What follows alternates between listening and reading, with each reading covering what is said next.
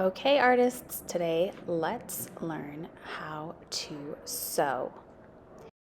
The first thing we need is a hole puncher. This is a hole puncher and it has 3 parts. It has a top part, a middle part, and a bottom part, and you're going to slide the paper underneath that middle part. Okay? If you feel like your hole puncher is broken or it's not working or it's really, really hard to use, you are probably not sliding it underneath that middle part. You're probably trying to slide it on top of it. And from there, we're going to make a bunch of holes along the side of our paper. Okay? And you can set your confetti aside. And I'm going to actually punch holes in 3 sides of my paper, just like this. Doesn't really matter how many you do. And the next thing I'm going to do is thread my needle. Now this just takes some practice. I'm going to give you guys time to try it out, but if you are really stuck today, don't worry, I will help you out with it.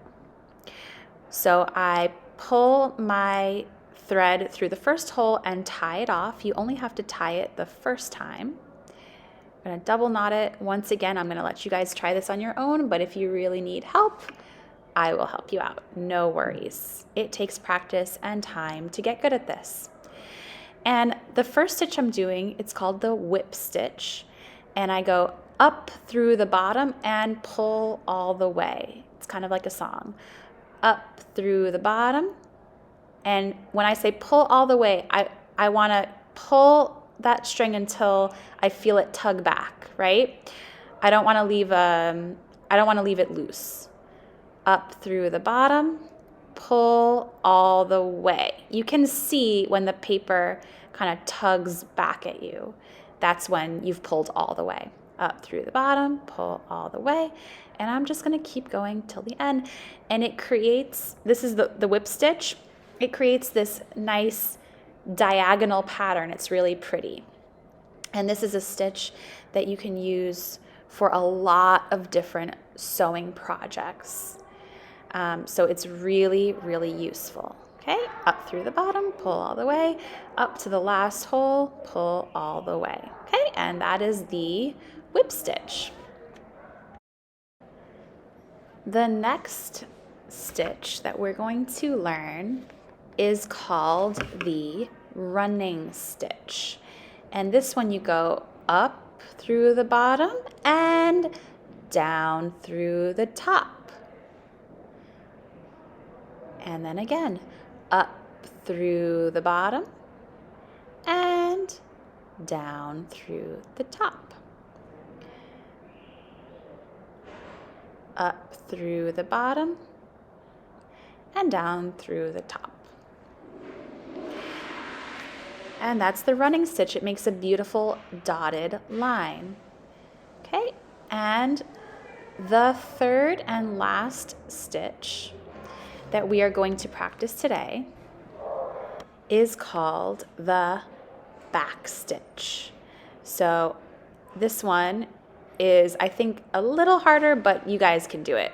So it's up through the bottom and back.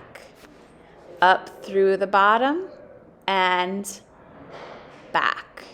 So it's kind of like taking a step forward and then a step back. Taking a step forward and then a step back. Right? Taking a step forward and then a step back.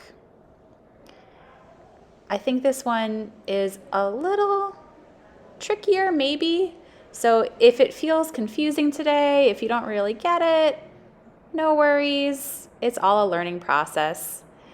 But this is also a really great stitch to learn if you eventually want to make clothes or make or like hem pants or do a lot of really practical things like that, because it's a super strong stitch because you're going forward and then back again. It makes it super strong so it doesn't come out. And that is the back stitch. There you have it. Great job, artists. You just learned 3 new stitches. Do you remember all 3? Can you tell me what they were? Let's practice and find out.